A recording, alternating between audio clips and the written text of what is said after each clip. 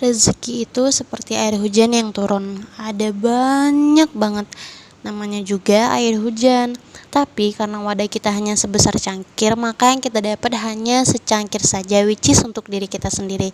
Jadi hari ini gimana caranya supaya rezeki kita diperbanyak, diperluas lagi sama Allah Subhanahu wa taala? Cuman satu saja. Maka perluaslah wadahnya. Artinya apa? Kalau hari ini teman-teman semua masih memikirkan hanya untuk kebutuhan pribadi, kebutuhan sendiri dan lain sebagainya, maka yang dikasih pun akan untuk diri sendiri dan untuk diri pribadi. Tapi kalau hari ini kita udah memikirkan nasib banyak orang, at least keluarga kita, adik kita, orang tua kita, sepupu kita, tetangga kita, teman-teman dekat kita, bahkan banyak orang, maka insya Allah rezeki kita akan diperluas sama Allah Subhanahu wa taala. Halo semuanya, selamat datang di YouTube aku, YouTube Fitri Zaki, YouTube yang bertemakan keseharian ibu rumah tangga yang masih sama-sama belajar semua hal. Halo semuanya, di video kali ini kita mau bahas bagaimana sih cara menabung yang baik, yang benar, agar tabungan kita itu bisa sukses sampai jangka yang udah kita targetin di awal.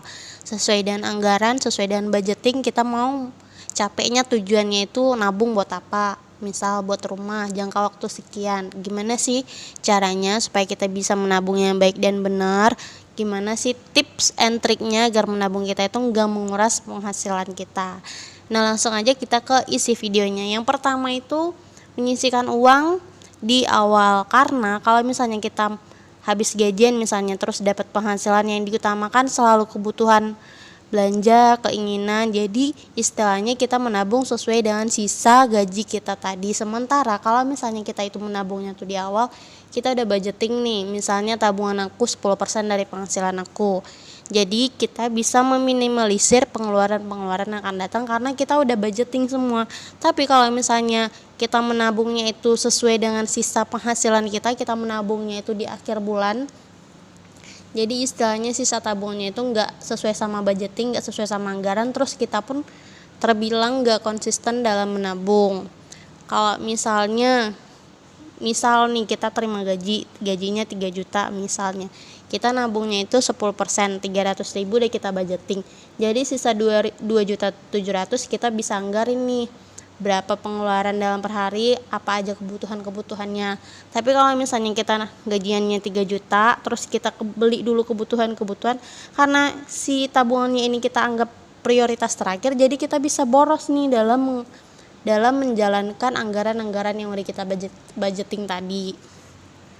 Kemudian yang kedua, gunakan metode menabung yang mudah. Karena sebenarnya kan tidak ada patokan menabung harus 10% kah dari gaji atau penghasilan, atau misalnya menabungnya itu harus berapa persen. Kita itu bisa mulai menabung dengan nominal yang terkecil dulu. Misalnya recehan nih, misalnya mulai dari nominal Rp500, Rp1.000, Rp2.000. Yang penting kita dalam proses menabung itu kita nggak menguras penghasilan, terus kita itu nggak merasa tertekan, terus kita itu kayak, kalau misalnya nabung dari nominal terkecil itu istilahnya kayak belajar sambil bermain, jadi kayak nggak stres kali gitu. Kemudian kalau misalnya nih tabungan recehnya tadi udah mulai ke angka lebih besar, karena kan dominannya itu menabung tuh sedikit demi sedikit, lama-lama menjadi bukit. Nah nanti kalau misalnya udah di tingkatan yang si bukit nih, kita bisa tuh mulai ke tahap selanjutnya, kita buka rekening tabungan khusus untuk menabung. Kenapa aku saranin kalian membuat buka rekening tabungan khusus di bank? Karena kalau misalnya kita menabungnya tuh di celengan, atau mungkin ada yang sebagian menabungnya di bawah bantal atau lemari, atau mungkin istilahnya menabungnya mungkin kayak di berangkas, tapi ini di dalam rumah gitu. Itu tuh sebenarnya memang bagus. Cuman kita kan kalau sebisa mungkin itu meminimalisir resiko kriminalitas. Kalau misalnya kita menabung di dalam rumah dalam bentuk apapun deh, celengan kah, di bawah bantal kah, di bawah lemari kah, di bawah kasur kah, atau misalnya di selip-selipan dompet kah, yang sejenis bentuknya cash, itu mungkin nggak ada biaya penanganan, nggak ada biaya administrasi, nggak ada biaya bulanan atau segala macam.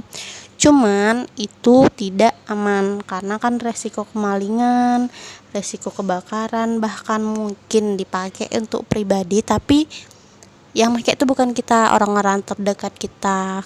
Terus kalau misalnya kita menyimpannya itu cash di dalam rumah, resiko pinjam meminjam itu lebih gampang. Nah, ini untuk yang kaum peiba gitu. Kalau yang ini jangan. Kalau misalnya kita menabungnya itu di bank, uang kita insya Allah terjamin aman. Karena kan istilahnya kan ada sistem yang menjaga. Kalau misalnya pun kenapa-napa dengan uang kita yang di dalam ATM, kita bisa tuntut ke pihak bank. Dan insya Allah dana dikembalikan. Sebenarnya setiap tabungan itu ada plus minusnya. Kalau menabung di bank ada biaya administrasi per bulan. Kalau menabung di rumah nggak ada nih. Cuman kalau misalnya menabung di bank itu lebih aman, walaupun ada yang kemalingan via mobile bankingnya yang dibajak atau segala macam. Cuman kan kalau misalnya kemalingan di ATM kita bisa lebih menuntut. Terus yang selanjutnya, setelah nih kita udah punya buku rekening tabungan khusus, kemudian yang tadi yang celengan-celengan receh, kalau misalnya nominalnya udah banyak, kita setor tunai itu ke buku tabungan yang udah kita buat tadi. Misalnya dari yang tabungan receh, kemudian kalau misalnya ada tambahan penghasilan dari penghasilan sampingan, atau misalnya nih kan kadang setiap perusahaan tuh per tahunnya ada kenaikan gaji. Nah, selisih kenaikan gajinya ini bisa kita pakai untuk setor tunai untuk menambah tabungan kita. Misalnya yang awalnya tabungan kita tuh sekitar 10% dari penghasilan, bisa kita tingkatin jadi 13% atau 15%. Kemudian kan kadang dari setiap perusahaan misalnya menjelang hari lebaran Idul Fitri kan biasanya yang karyawan-karyawan dapat THR tuh. Nah, itu tuh jangan dihambur-hamburkan, jangan difoya-foyain, kita sisihkan lagi tuh untuk ke tabungan. Pokoknya apapun penghasilan tambahan sebisa mungkin kita pakai untuk ditabung, karena kan kita mikirkan jangka panjang, kita pikirkan masa depan, karena kan hidup kan istilahnya itu nggak ke fokus untuk di hari ini aja, kita harus mikirkan besoknya, kita harus mikirkan masa depan anak-anak. Kemudian yang kelima, yang terakhir ini tips and trick untuk menabung supaya sukses dan gak merasa menguras penghasilan. Kita singkirkan wishlist yang gak penting dan kebanyakan wishlist yang terdaftar kita singkirkan. Kita bisa beli wishlist yang penting-penting yang sesuai dengan kebutuhan, jangan semuanya kita beli, karena kalau misalnya semuanya kita beli itu bisa menjebak kita untuk belanja lebih konsumtif, sementara kita itu belanjanya itu harus lebih selektif lagi, sesuai dengan kebutuhan bukan dengan keinginan.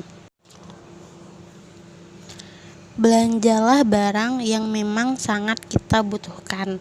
Bijak dalam menggunakan uang di masa muda agar hidup kita tenang di hari tua. Disiplin kunci sukses menabung resolusi keuangan 2022. Nggak perlu muluk-muluk, belajar menabung saja dulu agar terbiasa menyisihkan uang. Kalau misalnya kita komitmen nabung harian atau misalnya mingguan, bulanan, realisasikan sesuai dengan rencana. Disiplinkan menyisihkan uang, jangan sampai terlewat sebab target atau tujuan keuangan bisa buyar. Semangat di awal saja, tetapi berhenti di tengah jalan itu jangan, dan jangan malas-malasan untuk menyisihkan uang. Oke, sekian dulu vlog dari aku, semoga bermanfaat, semoga menginspirasi, semoga ada ilmu yang bisa diambil dari setiap video aku. Kemudian semoga kita sehat terus, rezeki kita makin berlimpah, diperluas lagi rasa sabar, rasa syukur, rasa nikmat iman, nikmat ilmu, dan semuanya. Semoga kita bisa jadi versi yang terbaik dari hari kita yang sebelumnya. Amin amin amin ya rabbal alamin. Bye bye.